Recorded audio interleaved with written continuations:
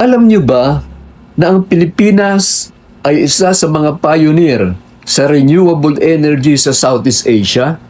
Sa ilalim ng Republic Act 9513 o Renewable Energy Act of 2008, binibigyan ng insentibo ang mga gumagamit ng solar.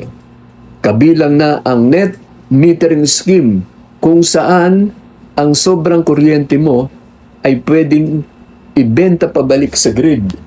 Sa kasalukuyan, ang Pilipinas ay mayroong 2,500 o 3,500 megawatts na instalasyon mula sa malalaking solar farms. Pero hindi lang yan. Ang rooftop solar, mga bahay at commercial buildings ay mabilis ding humahabol na may tinatayang 1,800 megawatts na rin ang kontribusyon. Bakit akma sa atin? Dahil tayo ay nasa tropical zone. Ang ating Global Horizontal Irradiation, GHI, ay napakataas. Mas marami tayong sun hours kumpara sa mga bansang nasa Europa at North Asia. Ano ang sun hours? Ito ay bilang ng oras sa isang araw na ang sikat nito ay sapat ang lakas, katumbas ang full power para makapag-generate ng maximum output ang solar power. Ano ang prospect natin? Target ng gobyerno na umabot sa 35% renewable energy share pagdating ng 2030.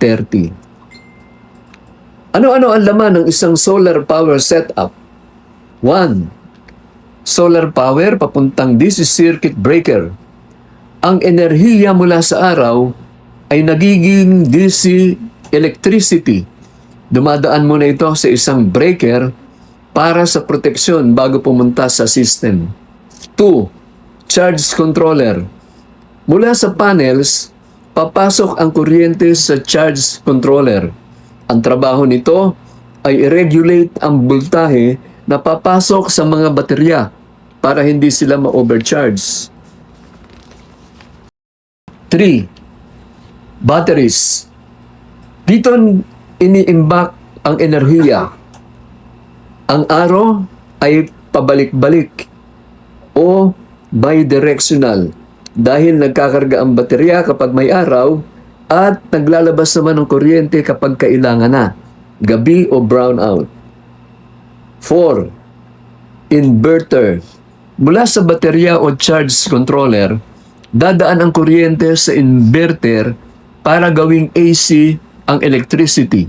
220 volts, 60 Hz. Ito ang uri ng kuryente na ginagamit ng mga appliances gaya ng TV, ref, ilaw, at iba pa.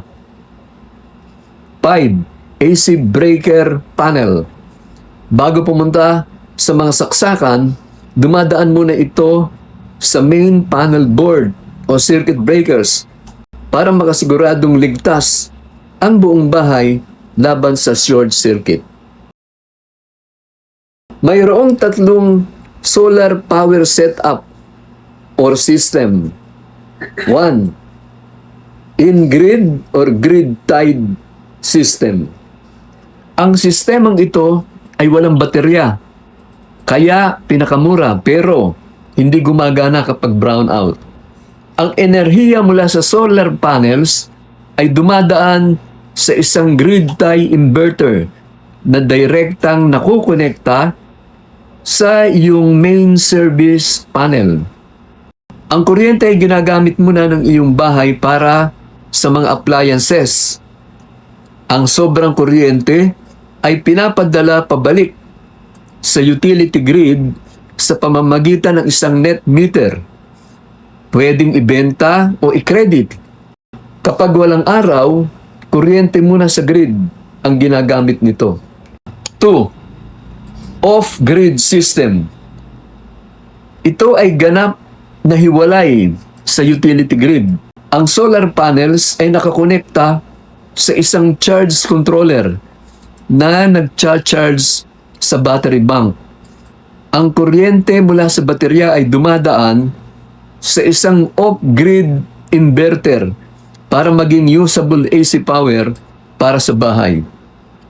Depende ka lang sa iyong panels at baterya.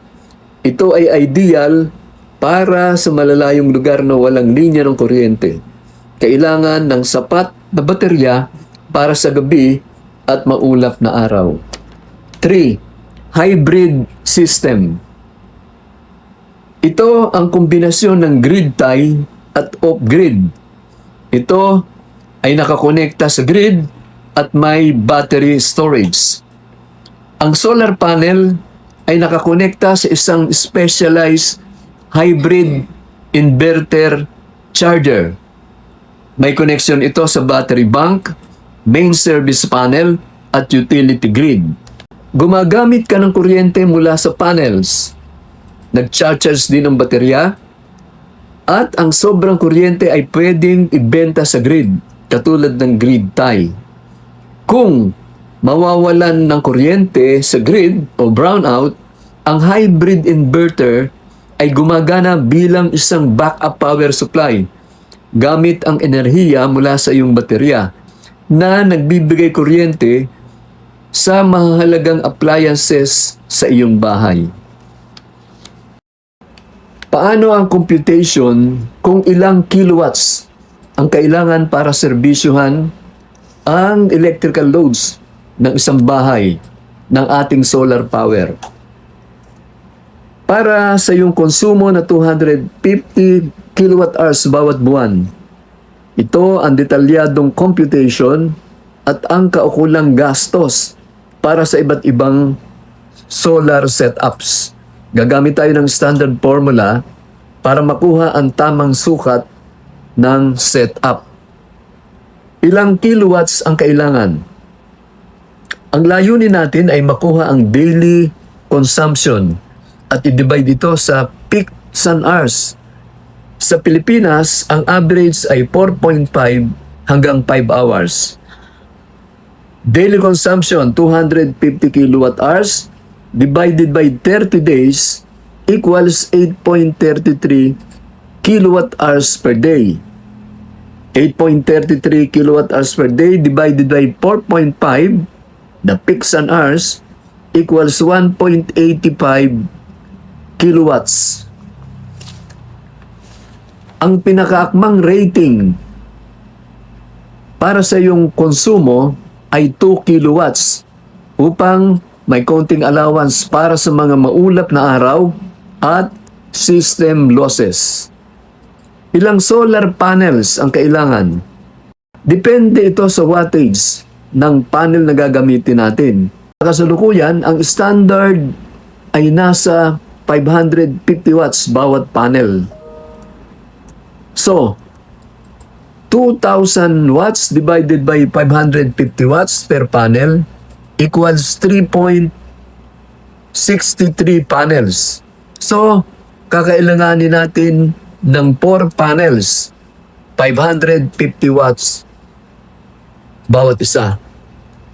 Narito ang approximate na halaga ng installation, all in, panels, inverters, mounting, cables at labor para sa isang 2 kilowatt system sa Pilipinas. Okay, for grid tied, per kilowatt is 40,000 to 60,000. Estimated cost, 80,000 to 120,000. Off-grid, 70,000 to 100,000. So, estimated cost, 140,000 to 200,000. For hybrid, 55,000 to 75,000 per kilowatt. Estimated cost, 110,000 to 150,000. Bakit may range ang presyo? May mura at mahal. Simple lang, hindi pare-pareho ang laman ng package. One, materials. May cheap versus branded. Panel, inverter, mas mura, mas maikli ang buhay. 2, protection. Yung iba, kulang sa breakers, surge protection, grounding. Mura, pero delikado. 3. Installation. Skilled versus bara-bara. Nakakaapekto sa performance at safety. 4. Features ng inverter. Basic lang versus monitoring app. At safety features. 5. After sales. May support at warranty versus wala. Dito ka matatalo pag nasira. Tandaan, pwede ang mura. Basta reputable ang installer at hindi tinipid ang critical parts. Pero, mas safe ang mid to high price. Kapag sobrang mura, hindi na yan tipid. Risk na yan.